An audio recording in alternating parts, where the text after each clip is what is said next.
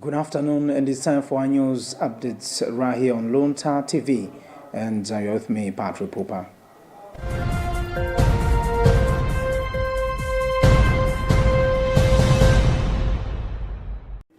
Pope Leo XIV issued the urgent appeal for peace and humanitarian access in Sudan and Tanzania on Sunday, decrying escalating virus that has left civilians dead and aid blocked in parts of Africa.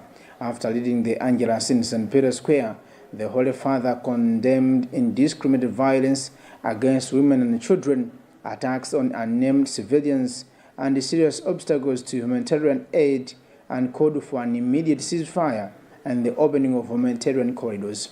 The Pope Leo expressed great sorrow over tragic news coming from Sudan, especially from the city of El Fasher in the Western region, North Darfur, renewing his heartfelt appeal to all parties involved to agree to a ceasefire.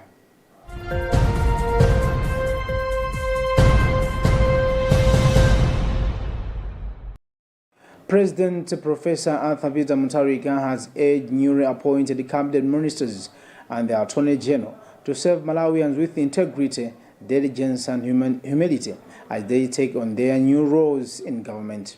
Speaking during the swearing-in ceremony in Rongwe, Professor Arthur Peter Mutharika reminded the officials that their appointments were not a reward but a call to duty, emphasizing that each of them holds a vital advisory and executive role in the administration of state affairs.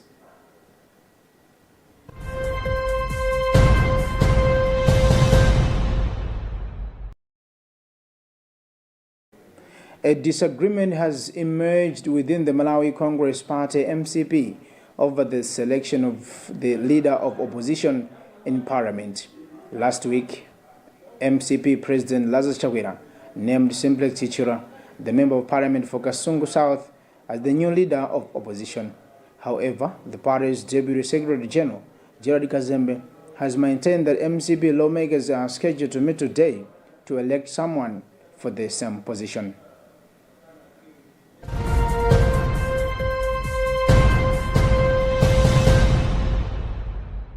Agricultural expert Felix Jumbe has urged the Tobacco Commission to enhance its organization and professionalism, stressing that tobacco remains one of the Malawi's major sources of foreign exchange and economic stability.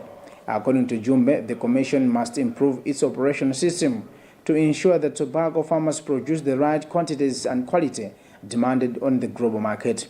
He observed that the Commission is still holding a large number of unsold tobacco bales, a situation he described as a setback to both farmers and the national economy.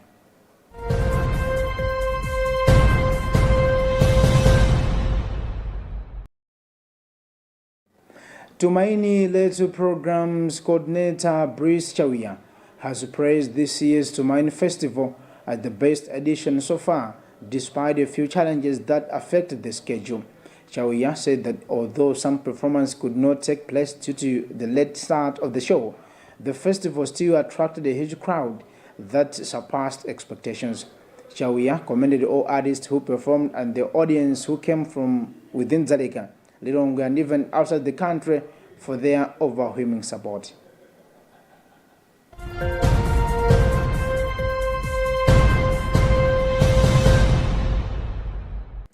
That's the end of our news updates. This has been Patrick Pooper. Good afternoon.